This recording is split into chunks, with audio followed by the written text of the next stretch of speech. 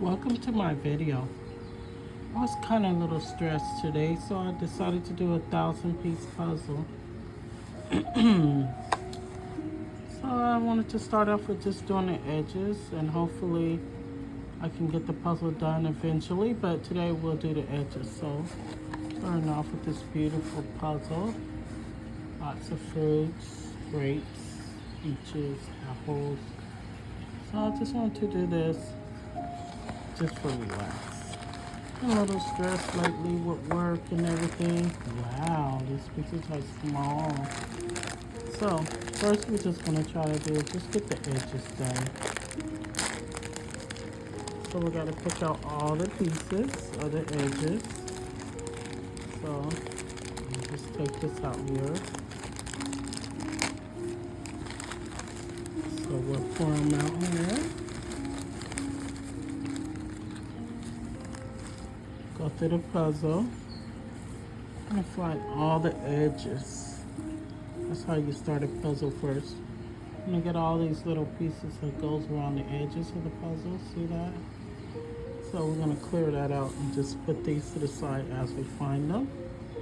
Here. So the other ones here. So I like to take all the pieces here, just put it to the side. But I also like to take a bunch of them like this to find the pieces that I want. So these are not edges. So I've got a little thing here that I put them in there so I won't get them mixed up. So I'll put them in here. So I'll take these pieces. If they're not edges, I throw them in a little thing here. That way I can find all the edge pieces like this. I'll go through there. We'll go through this whole stack. I like to leave these together. So they already attached, so we already know that goes together, so I'm not touching that. So that over there with the edges. These over here. This is an edge piece. This is that. Go through here. These are not. This is edge. No edges. Edge. Put all over here.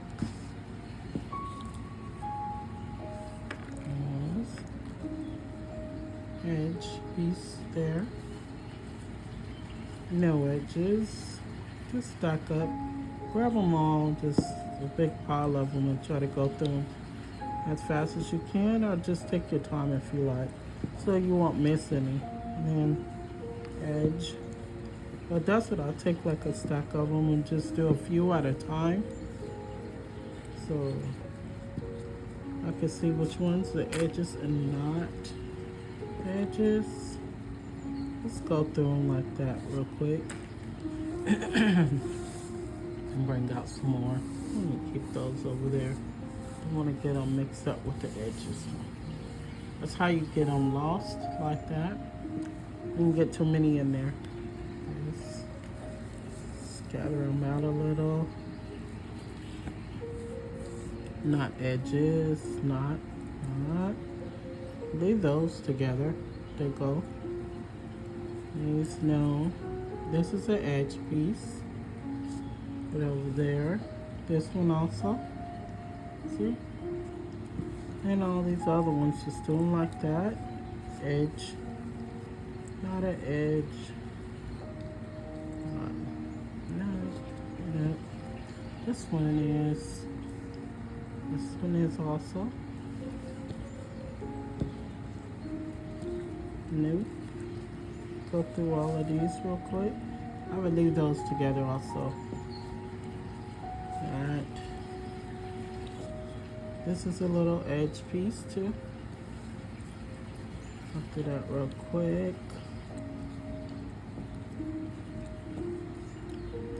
Nope. This is an edge piece. This isn't. That one is not. Nope. Nope. Alright, I'm getting it down. These are not So I'm gonna take these and spray them in here,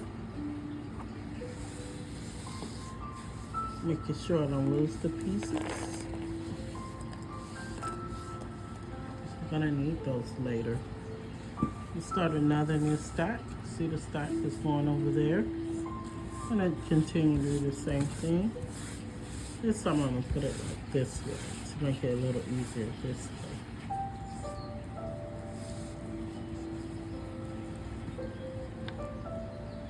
That's the edge. Get these. Leave those together if they go. And edge, no edges, no edges.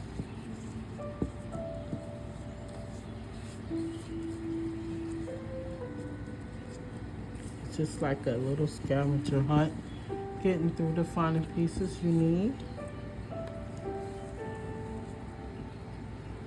No, no. Let's put them in our little thing.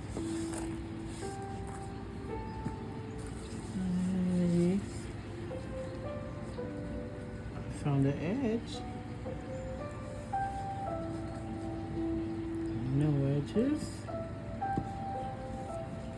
Through there. Such a scavenger hunt finding the edge pieces. But it's worth it in the end. Get through here. Nope. I just like doing this because it's the only thing relaxed after a long hard day of work. But just to relieve stress, because you know life can be so stressful in work, and you get to a point where you need something to like de-stress you. So this kind of helps. And then I just think people just like to see someone else dig through it and find all the pieces.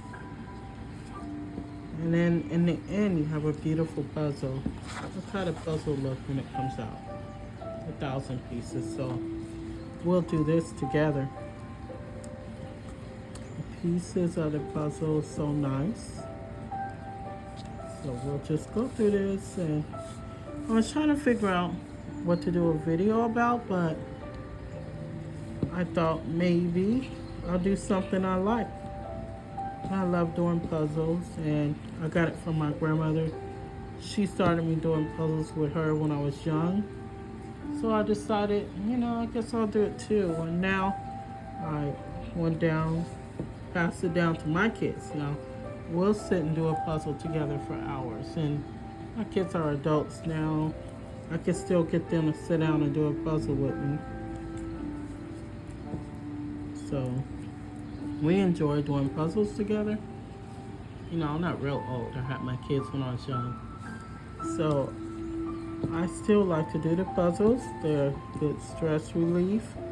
With everything that's going on in the world, we need something to take us away. And to get lost inside a puzzle, I think is the best thing to do. So a puzzle is something that makes you think. And also you kind of get to know different colors and shapes and sizes, and you'd be amazed that a piece that fits somewhere you wouldn't think it'll fit, but it actually does fit. Then you might get pieces stuck in a spot that don't go there, but then you learn from that lesson, I feel. You'd be like, well, I thought that was the color, but it's not. So, but that's a way to figure out life, I think. Sometimes we get kind of stuck on everything that's going on in the world and forget to take a breather. And this is my way of taking a little breather sometimes. Sometimes the world can get so overwhelmed you could just cry about what's going on. But I think doing a puzzle kind of release your stress. It helps you through the day and to get you through to the next day. So if we all just take a little time, do a little puzzle to release, getting there, see, all that stress we got. life would be a whole lot better. We just sit down and just came home from work, just spend an hour or something. Keep looking at that puzzle every single time. I guarantee if you start a puzzle, you'll get stuck on it. So you ain't gonna want to stop it till you're completely finished. My grandma used to start a puzzle, and then people would come over and they would sit down and do the puzzle with them and talk and do a puzzle. Just people that have problems, they come over and just talk to her, and once she pull out the puzzle and continue doing the puzzle she had, and then they help her do the puzzle, and they realize, wow, that's a good stress release. Then every time they keep coming over because they want to see that puzzle done. You go, oh, whatever happened to that puzzle that you finished? So my grandma would do this cool thing is sometimes she would glue the puzzles on some cardboard and put them in a picture frame and give it to that person if she knew they were like having like a hard day or year, or they lost a family member or something. She would give them that puzzle that they started with her to help them feel better from what they started.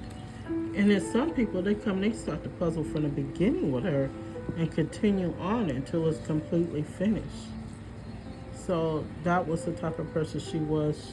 She was a puzzle person. And, you know, a lot of people will be like, well, that's my niche and that's my niche. But hers was puzzles. And she passed it down to me. And I love puzzles. And I passed it down to my kids. And my kids love puzzles. When they were really small, we started doing puzzles together a long time ago. Well, that's been a long. Because my youngest is 24 now, so. And they really got through it. I mean, my house was stressful. It was not. I wasn't raised in a quiet home. I had issues with the dad, but the puzzles took us away in a way that it made us feel better. To just achieve something together. Sit down and do a puzzle is the best thing. And that's what we used to escape. Oh, look at this little guy almost got away. So that's what we use puzzles for, stress relief. And I decided, I went and got me like 4 or 5 puzzles. I was so stressed out. Lately I've been having health issues, and I started back to work, and I really didn't want to go back to work because my work was causing the stress, but you have to live, so I had to go back to work. So I decided to go back part-time, and I'll do this full-time, just the other part of the time, not full-time, but record some videos, talk to you guys for a little while, maybe have a conversation with my daughter or my son sometimes on the channel, play little video games, you know, because I play video games too. So just to relieve stress, I'm just trying to figure out a way how to cope in this crazy, chaotic world that we live in right now, and trying to deal with life itself. You know, a lot of people going through different things, and with mine it's menopause, but I can't complain, I'm alive. Some people are not, you know, but I have to learn to figure out a way to relieve myself of stress and life problems in order to deal with life. So this is my getaway. So you can come and watch me do puzzles, play games, or just hold a conversation sometime, just to, you know, talk about life. And sometimes we get on conversations that people don't normally talk about, that people need to talk about. Like sometimes a big problem everybody's having and nobody's really paying attention to, that everybody's getting, is a thyroid problem. And younger people are getting it early. I believe my daughter was born with it. because she had trouble as a baby when she was nursing. So it's something that nobody talk about, and everybody who's dealing with it don't know how to deal with it. So sometimes talking about it, our support group might help. But where are those people at? They don't want to go out. They don't want to talk to anybody because the simple fact is a thyroid also gives them severe anxiety. They can't work, and then they can't get disability because they're too young, and then they just stay hidden deep in depression. So we need to make it where young people can say, hey, I'm having this kind of day. Can I talk to somebody? Or not thinking that they're crazy, but to talk to somebody, because how we're feeling with the thyroid issue is something serious. It messes with your emotions, messes with everything. People are just dying to just throw you on medication. Yes, medication helps, but it has to do with mental too. It's a part of mental health when your thyroid and your hormones and everything is unbalanced. So we need something to keep us going. And with the thyroid issues, we need to get that under control. But we have to also remember people with thyroid issues think, is that me? Or, people be making them think that they're crazy, but they're not. So we need to make our young people feel safe and happy and comfortable in their own skin when you don't feel comfortable. We don't do that enough with our kids. When I was growing up, they didn't talk about anything with me. I had to find everything out the hard way, and that was not good. I didn't want that for my kids, so when I found out my daughter had a thyroid problem, I was trying to research everything. The doctors wasn't paying me no attention. So finally, when she had to get her surgery and her quarter taken out, that looked horrible. That caused her a lot of more damage. The doctors don't pay attention. They don't understand. And to me, I feel like doctors are only there for a paycheck. So it's either that or help our own kids.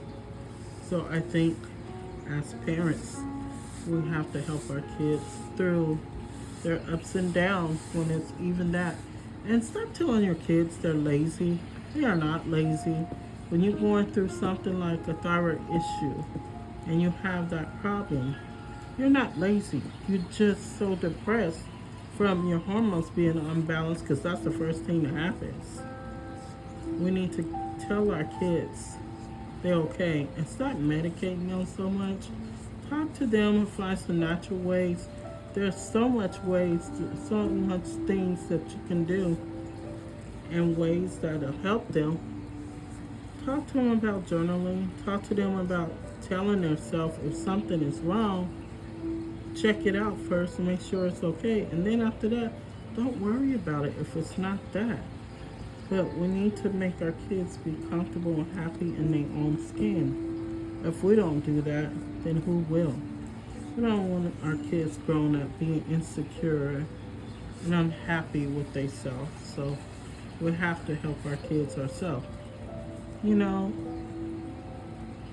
Kids need us today, especially the parents. And I think more fathers don't understand about the thyroid issue as the mothers do, because the mothers can feel there's something wrong with their child. I think fathers need to get involved too and say, hey, especially with the young ladies, to say, hey, there's nothing wrong with you. You have a thyroid issue, it's not your fault. So if more fathers done that and paid attention to their daughters more, there'll be less girls walking around here having all these children and not ready for them yet. Mentally, if you're not ready, I don't think you should have children. It takes a lot. I had mine young, and mentally I was not ready, and I grew up with my kids knowing that I wasn't ready. But I learned a lot. So thank God my kids are okay, but I had to go through some trials and tribulations of getting married young and marrying someone older that make you feel like you're one of his kids. So You have to make sure you make your kids strong and healthy, and so that they can make the right decisions. Not to marry someone that belittles you, puts you down, and make you feel bad about yourself, or even to stay. And a lot of parents go, well, I'll stay for the kids. No, don't stay for the kids. Even though you got a broken home, the kids would be more better going to two different houses instead of dealing with one household with the way everything is. It's not healthy. I know a lot of parents go, I want to keep my kids with their father, and that's not healthy.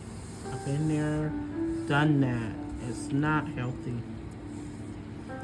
And I not only did it once, I married the same person a second time, which was the stupidest thing I ever did in my life. If I would have left when I got my divorce the first time, my children would have been okay. But staying in the abuse does not help. You can't agree on things, leave. It's not healthy. That also that goes to the kids. The kids are there too. And the parents don't talk to the kids and let them see how they feel. Because they see the arguing, they see the fighting, they see the problems. And couples, the number one thing they fight about is finances. If you can't figure that out before you have children, don't have children. Don't have children until you have money saved to pay for everything. In life, you're going to go through stuff and you can't pay for everything all at once, but start a savings before you have a baby so that you can pay for the essentials of just the beginning part of having that child. I mean, babies take a lot of diapers. You know how much diapers are now? Oh my God. And you can't even buy food now. Forget it. You go in the stuff store right now, stuff start at $10. So there's no reason to rush and have a child when you have not saved for it. Just like you save for that new car, you need to save for that child also.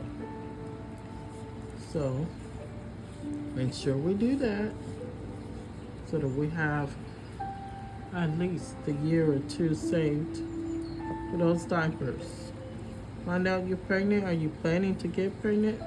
That's time for you to start stocking up on diapers, formulas, whatever you think your child may need. Healthcare is important because babies, you never know what happens.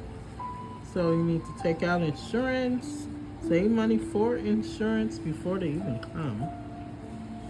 So everything's a little expensive, more than when I had my children.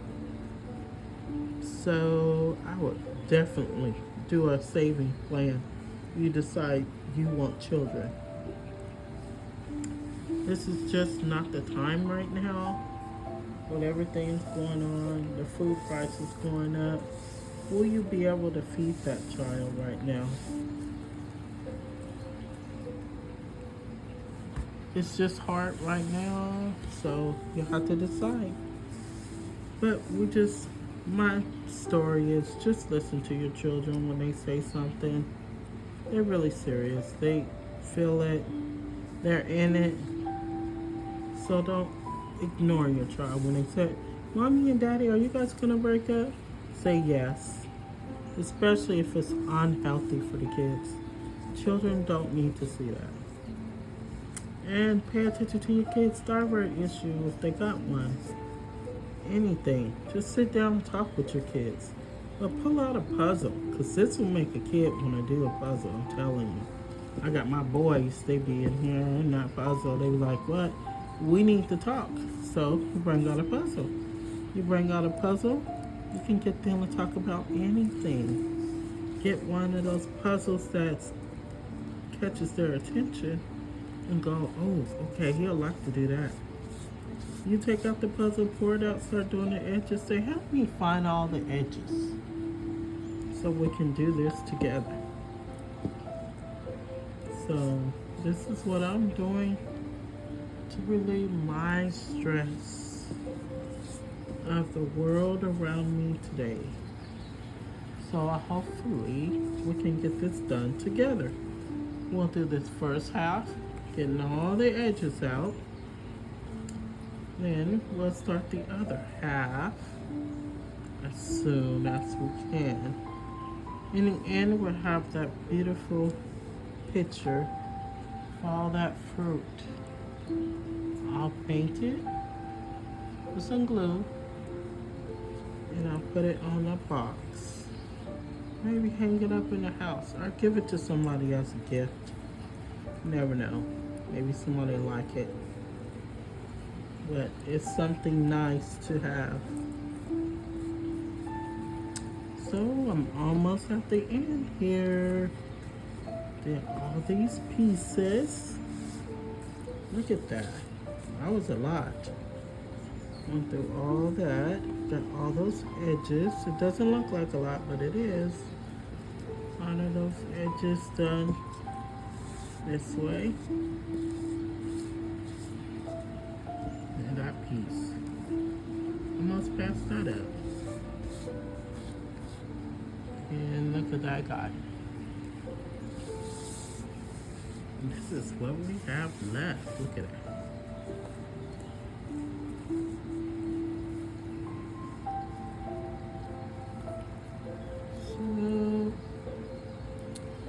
So, oh, look at that. Found these two.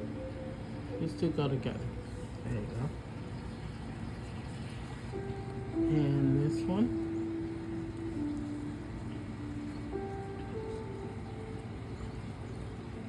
And alright.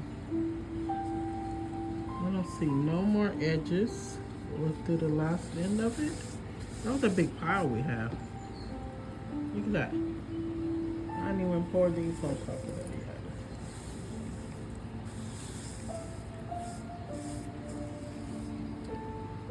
yet. Okay, here's our puzzle pieces. That's not the edges. Here's our edges. So the next video is gonna flip all these edges over, put them all together. I'm gonna do the outside. So we're gonna start the puzzle together. Thank you for coming over and checking out the video. Don't forget to like and subscribe. And I'll be back again with another version of this puzzle. We're gonna start the edges together our next episode. Thank you for coming by. Don't forget to like and subscribe. See you soon.